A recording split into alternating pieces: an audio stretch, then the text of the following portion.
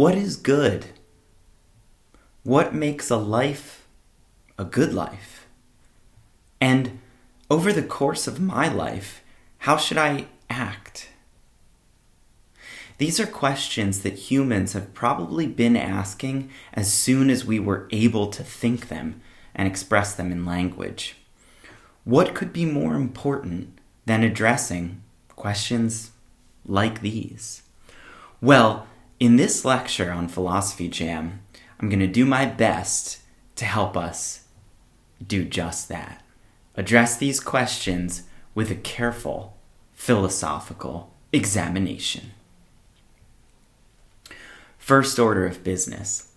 In asking the question, what is good, or what makes a life good, it's important to note that we are looking for things that are intrinsically valuable, as philosophers would call them. Things that are in and of themselves good. Things whose goodness is self-contained, so to speak. Things that are intrinsically good have goodness as a part of their essential nature. So this is a technical term in philosophy that I'd like you to internalize. Intrinsic goodness or intrinsic goods. What are some candidates for intrinsic goods? Happiness, knowledge, creativity, virtue, love, friendship, honor. These are all answers that humans have given through the ages. Now, it's important to recognize that even if there are very few things that are good intrinsically, it is possible for other things to be good in a derivative kind of way. Many things can help us obtain intrinsic goods.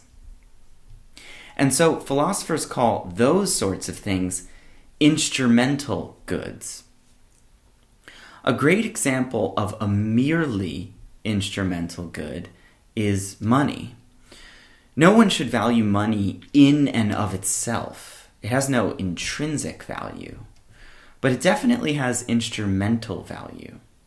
It can help us obtain intrinsic goods, maybe like knowledge or happiness.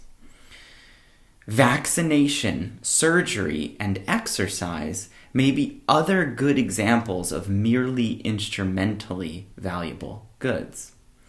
We don't value these things for their own sake. We value them for what they can bring us. Things like health and happiness. It's important to note here that I say merely instrumental goods because sometimes something can be both instrumentally and intrinsically good. Like health, you might think. You might think it's just intrinsically good to have a well-functioning body. But you might think also that a well-functioning body can bring about other intrinsic goods like happiness or love and security. Today we're going to be looking at the theory of hedonism, which has been really popular through the ages, especially in philosophy. And it provides one answer to this question of what is good and how should I live my life. And it provides a pretty compelling answer. It's the view that happiness, understood in terms of pleasure, is the only intrinsic good. It is the only thing that matters in and of itself. Everything else, according to hedonism, has merely instrumental value, if it has value at all. Now, it's important to note that this is a different kind of hedonism from what that term usually means in popular culture. I'm not talking about the sex, drugs, and rock and roll kind of hedonism. And I'm not talking about just the kinds of pleasures that you get from lazily lounging around in the sun. I'm talking about hedonism as it relates to all kinds of pleasures, which includes things like the enjoyment of spending time with one's family. I'll say more about different kinds of pleasures and how hedonism can capture them in a moment.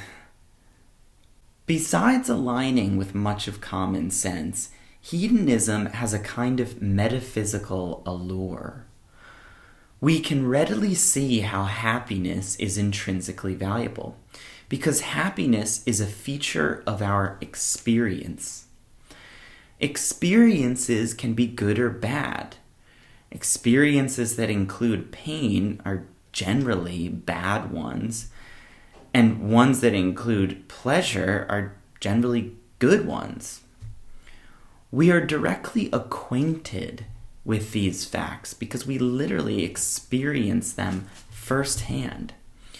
We witness them in quite a direct way. You can sort of feel pleasure immediately and without any sort of barrier between you and the pleasure. It's contained within your conscious experience. And it's that sort of reflection that makes it hard to see how other things outside of our experiences, could be intrinsically good or bad. How could the world be such that features of it that no one ever experiences matter in and of themselves? That is to say, how could things be intrinsically valuable outside of our experience of them? Imagine that there is some beautiful rock formation on some distant planet in the universe.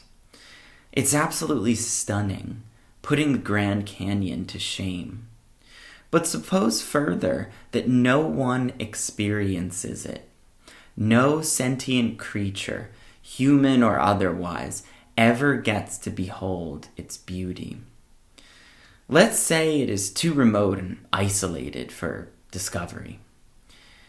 Now, is the world better off? Is the universe better off for containing a rock formation like this?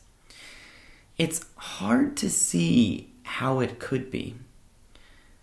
If it makes no difference, that is, if the rock formation makes no difference to the perceptions and experiences of sentient creatures, then how could it be intrinsically valuable? So this is the allure of hedonism. We can read the value of experiences directly, right off of their face.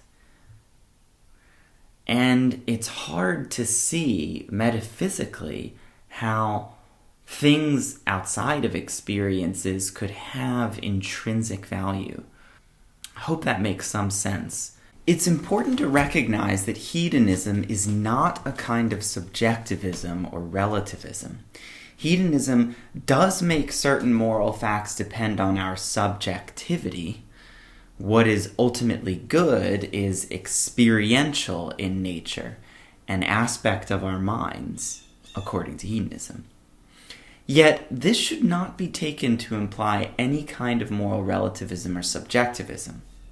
Those views hold that moral facts depend on our opinions, our attitudes, our judgments and preferences, or our cultural practices, which are other aspects of our subjectivity. Hedonism appeals to something else entirely. It appeals to pleasure and its opposite, misery. And it purports that pleasure and misery are objectively good and bad, respectively. That is, even if humans all believed that misery was good, even if some cultures judged it to be good, they would be wrong. So, this is why the terms subjective and objective aren't always useful and clear, especially on topics like these.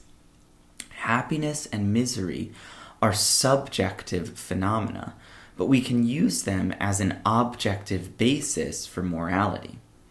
Happiness and misery are things that occur in the world, objectively, and we can be wrong about whether they are occurring and whether they are good or bad. They are real features of the world that hold independently of our opinions. So a commitment to hedonism entails a commitment to a kind of moral realism. All hedonists would reject relativism, subjectivism, and nihilism. Happiness is thought to be universally and objectively good, and misery is thought to be universally and objectively bad. One other attraction of hedonism is that it respects what many of us believe to be true about our own well-being. Each of us is pretty close to the ultimate authority about what is good for us. That's not to say anything goes. That would be a form of subjectivism. We can, of course, make bad choices and judgments about what's good and bad for us. But we are directly acquainted with our own minds, and therefore we know best what we enjoy and what we hate. This point encourages a kind of individualistic liberalism.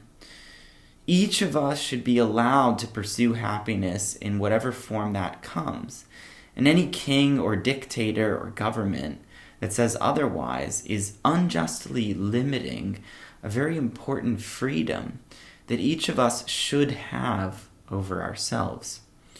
We should each hold that kind of freedom because we are a more accurate source of information as to what makes our lives go well or badly as compared to a government or a set of religious precepts, for instance. So at this point, I hope you see that hedonism has a number of attractions in its favor, and that's why philosophers have thought a lot about it over the centuries. But it's also important to recognize that there's a lot of different kinds of hedonism that we can distinguish between, different versions of the view that we could adopt. So Russ Schaefer Landau, in his introductory ethics textbook, does not make a distinction between two different kinds of hedonism that I'm about to distinguish. So I think that we can be hedonists with respect to the assessment of states of affairs or whole worlds on the one hand, saying that situations are made morally better by more enjoyment and they're made morally worse by more suffering. That's one kind of hedonism. Separately or differently, we could be hedonists about what makes for a good life, believing that happiness is all that matters and the only thing that matters for living a good life. So, two famous objections to hedonism in the philosophical literature can, I think, be applied to the world-assessing version of hedonism, even if they do not apply to the life-assessing version of hedonism, as Russ Schaefer Landau claims. These two objections are one from W.D. Ross, known as the Two Worlds Objection, and the other known as the objection of evil pleasures. So let's consider each of them in turn. First, Ross's objection. Imagine two worlds. They are identical in the amount of happiness they contain. But one world is full of vice, bad moral character, and the other is full of virtue, good moral character. The people in the vicious world act horribly, and the people in the virtuous world act morally. Nevertheless, the amount of happiness is identical between these worlds. And this can be explained by appealing to natural disasters, lowering the amount of happiness in the virtuous world. Now, the world-assessing version of hedonism, which incidentally is the kind of hedonism that is often employed in utilitarian theories, something we'll address in a second.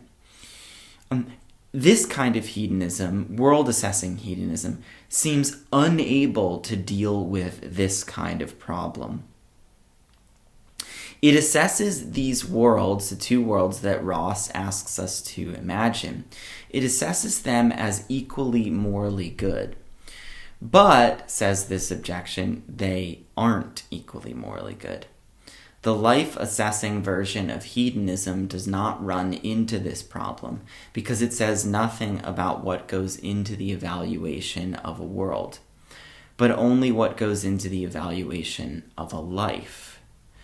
And on that latter issue, happiness is all that matters. Now, the problem of evil pleasures also, I think, is a problem for the world-assessing version of hedonism.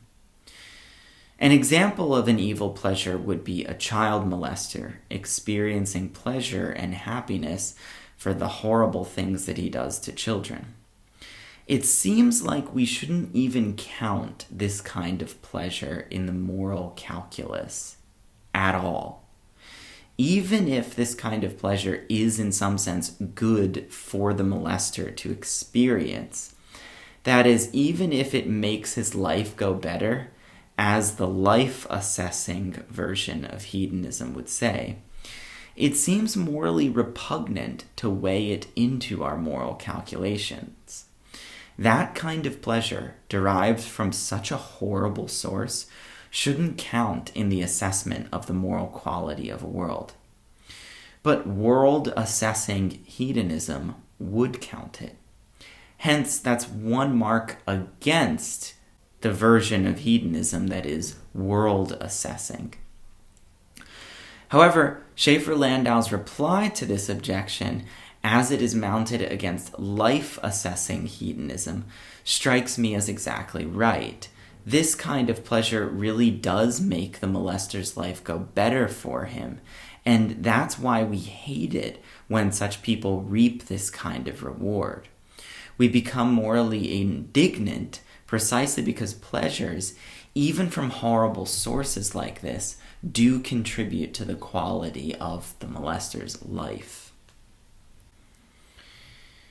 Now, one final remark about hedonism before we move on to answering a different question and examining a different kind of theory.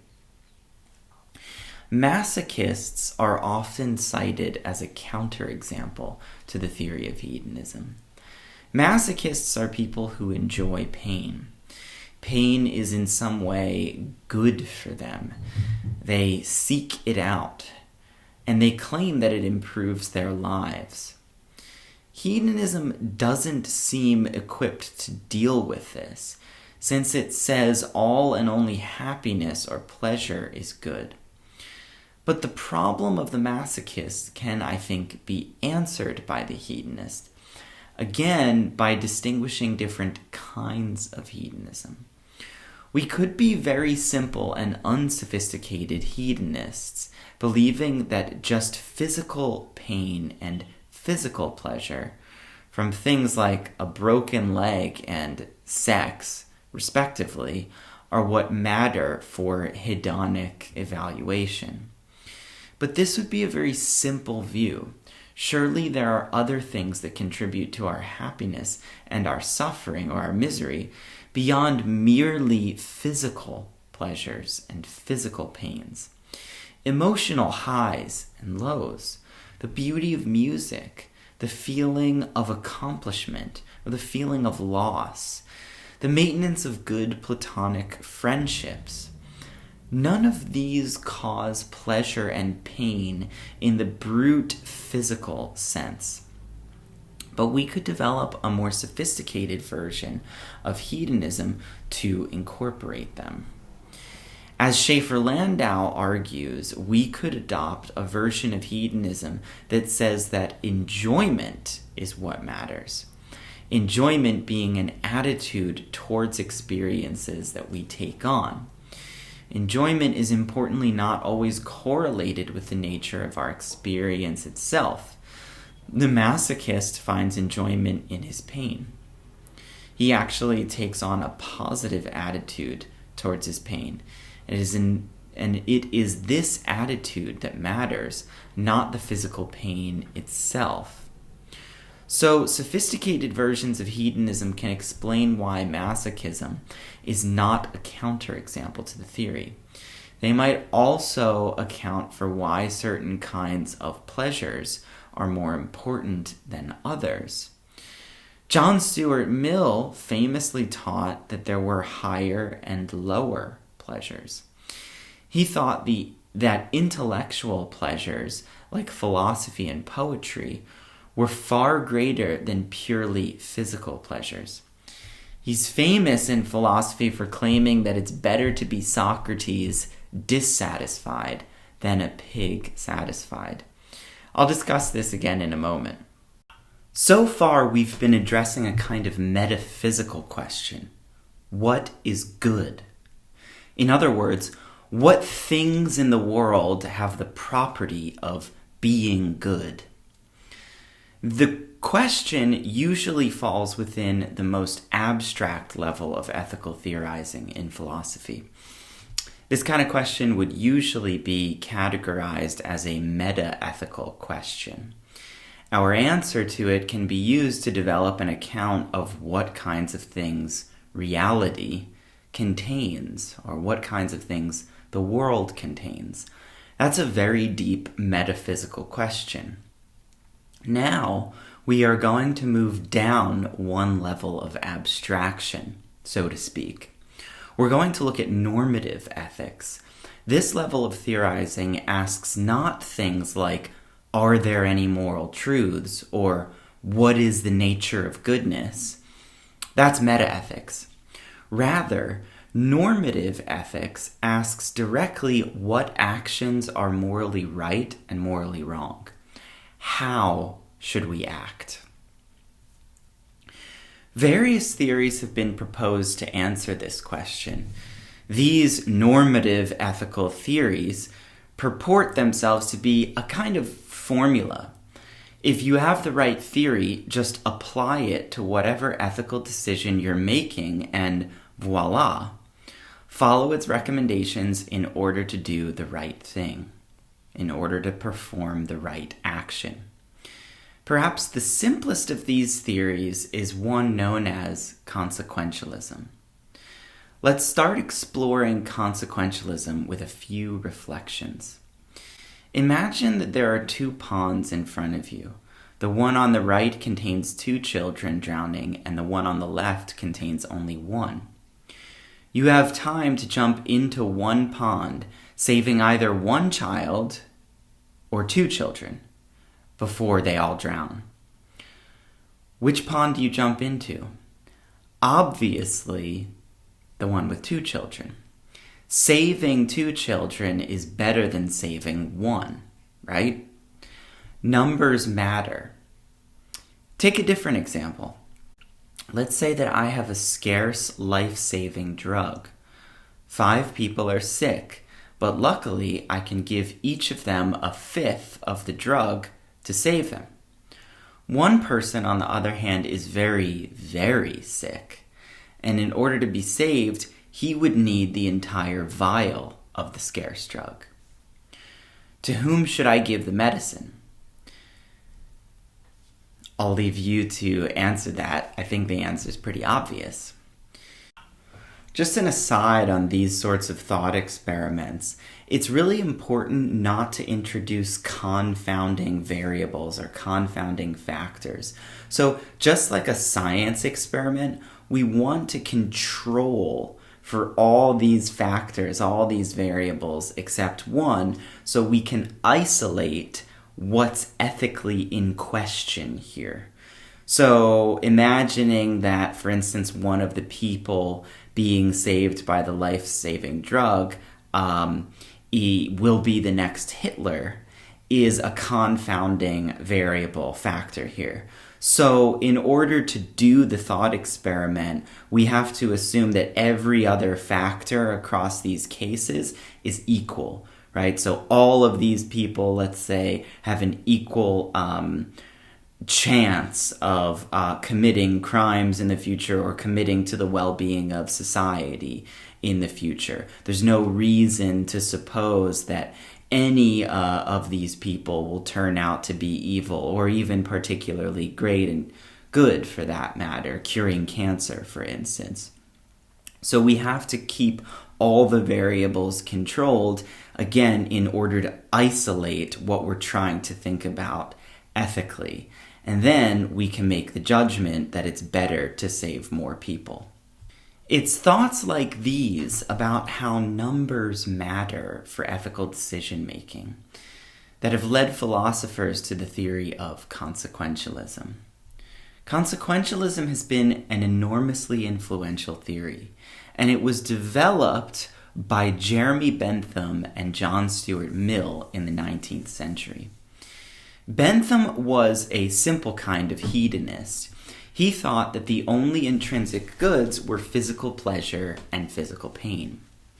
With that as his guiding ethical commitment, he argued that the only ethical imperative was to bring about the greatest balance of pleasure over pain. This was the first kind of consequentialism. He called it utilitarianism, since the idea was to maximize net utility, or pleasure.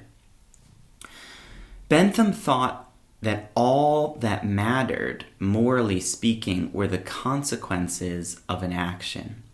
In particular, how much pleasure and pain resulted from performing it. Mill gave Bentham's version of consequentialism a bit more nuance. Mill thought that there were higher and lower pleasures, as I mentioned earlier. Although he was a utilitarian, he thought that some pleasures should carry much more weight in the utilitarian calculus. He thought that elitist activities like appreciating fine art and poetry or doing rigorous philosophy reliably produced pleasures more important and weighty than lower brow pleasures like drinking alcohol and eating French fries. Despite these differences with Bentham, Mill agreed that the greatest balance of pleasure over suffering should be the ultimate aim of morality. In every act, we should aim to make the world as best as it possibly can be. We should maximize the net total of intrinsic goodness in the world. To be more precise, we can think of consequentialism as containing three essential parts. One, a theory of intrinsic goodness. As I mentioned in the first days of consequentialism, this was a kind of hedonism, be it of the Millian or the Benthamite variety. But since then, philosophers have made various other proposals for what might also be intrinsically good.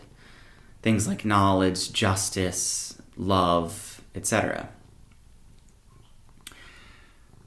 The second part of consequentialism is its focus on outcomes. The only thing that matters for the rightness or wrongness of an action is its consequences. The third and final part of consequentialism is the duty or the ethical imperative to maximize the good consequences based on the balance of intrinsic goodness over intrinsic badness that they bring about. You can sort of see how each of these parts fits neatly into the others to form a nicely coherent ethical theory. Before we get to its flaws, and it does have flaws, I think it's important to recognize that consequentialism should be praised for a variety of reasons. First, and perhaps foremost, it was a radical idea at the time that morality should be concerned with the well-being of actual living creatures on Earth, and not some abstract set of ideals, honor codes, or religious precepts.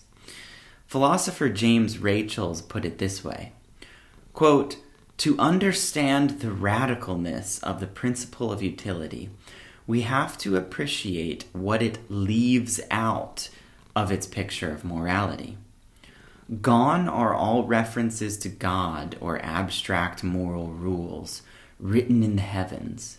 Morality is no longer to be understood as faithfulness to some divinely given code or to some set of inflexible rules.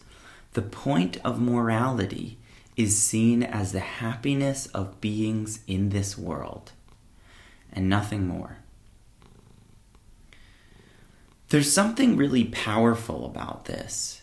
And with this kind of power, utilitarians have been able to push for some morally urgent social reforms, especially during the time of Bentham and Mill.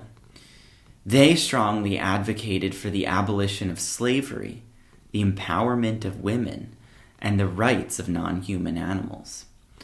These were causes that were really in a lot of ways far ahead of their time.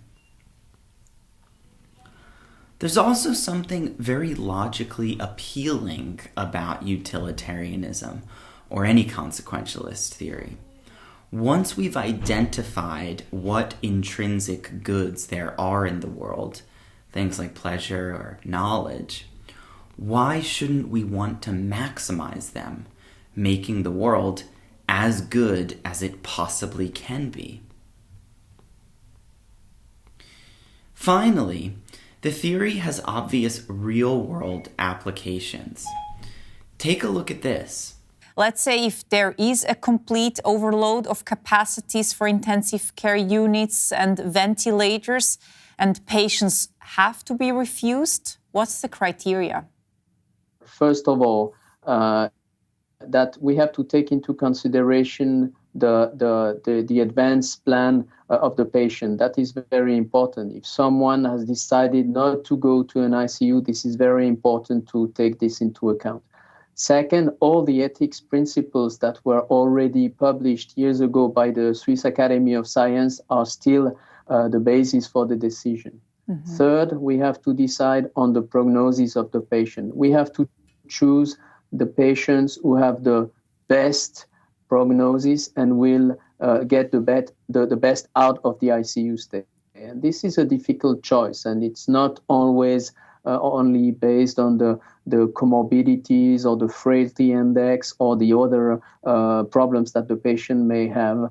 It's a difficult task for the physician, and that's why we publish these guidelines. And I hope that my colleagues who will be confronted in the next days or week, they will be able to use these guidelines.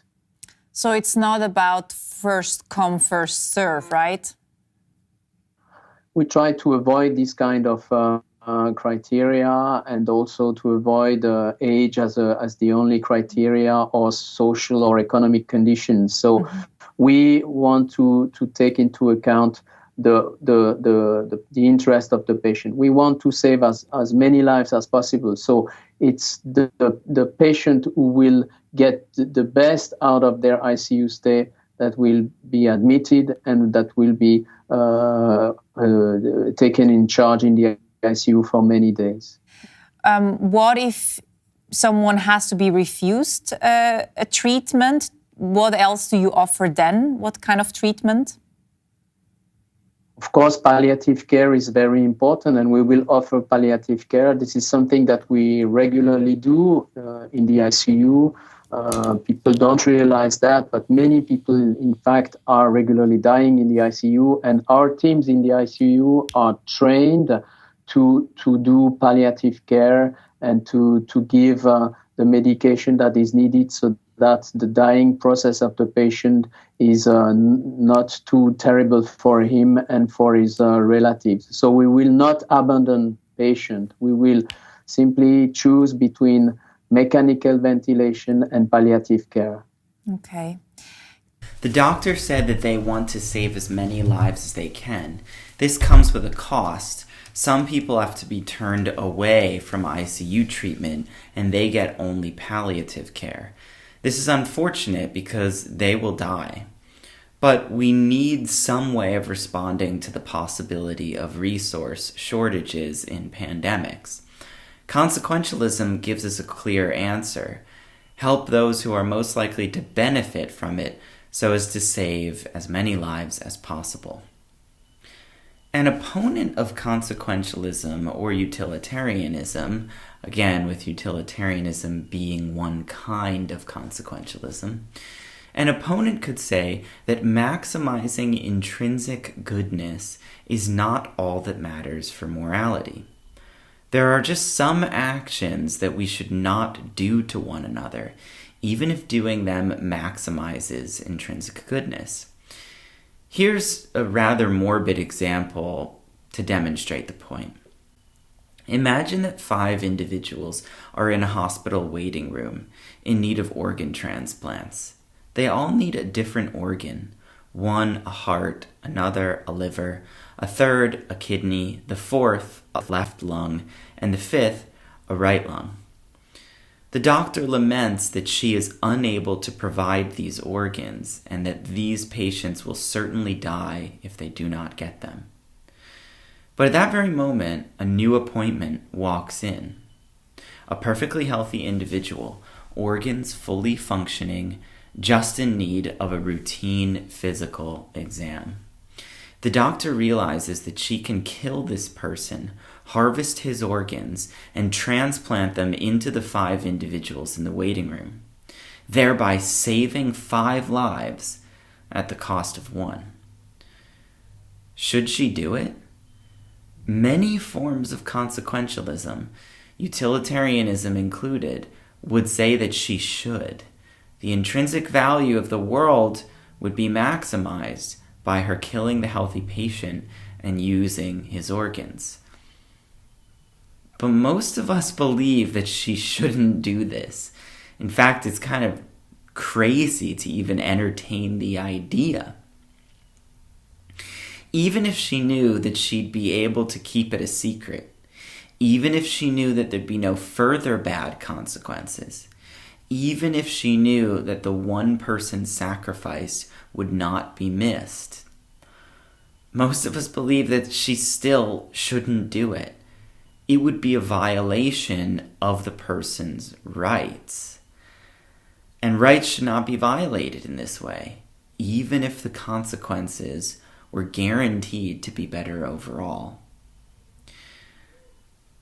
You see, this brings us to what most philosophers, I think, mount as their fundamental critique of consequentialism.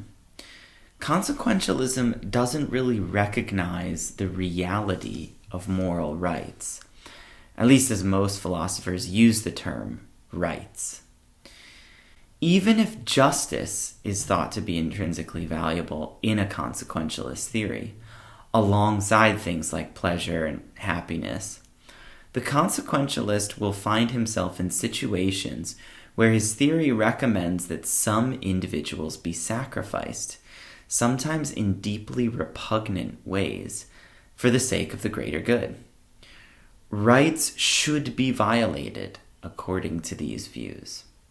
For instance, according to a consequentialism that says that rights violations are intrinsically bad, we should minimize rights violations, right? Or in other words, maximize the situations in which rights are upheld. This kind of consequentialism would therefore recommend that we violate some individual rights as long as doing so would prevent more future rights violations. But that means that framing and killing an innocent victim would be morally required of us on this view, as long as we knew that it would prevent other people from killing more victims, framing and killing them. Many philosophers believe that this is not how rights work. Rights tell us not to do certain things. Full stop. Even if doing those things would prevent a greater number of rights violations down the line. There are just some things that we should not do to one another. And any consequentialist theory fails to recognize that important ethical principle. Let me try to illustrate this last point with an example in closing.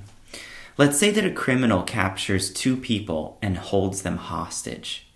The criminal announces that he will kill both people if you don't kill his innocent arch nemesis. According to all forms of consequentialism that we've discussed, even the ones that attempt to protect rights and justice, it would be best for you to kill the innocent nemesis. Violating two rights is worse than violating one. But many philosophers believe that you have an obligation not to violate the nemesis' rights. It would be wrong for you to kill an innocent person to save two others. Rights just fundamentally prohibit that kind of action, and we shouldn't think of them in terms of maximization or minimization. They just issue direct moral imperatives to be upheld. So I hope that makes sense to you, and keep in mind that everybody has a right to ask questions and discuss this material, and I hope to do that with you. On that note, I will leave you. Thanks for joining me on this episode of Philosophy Jam. I'll leave you with the discussion questions as usual. Please take a look at those, think about them, and I'll see you next time. Thanks, everybody. Jenny, oh Jenny. Jenny, oh Jenny. Jenny, oh Jenny.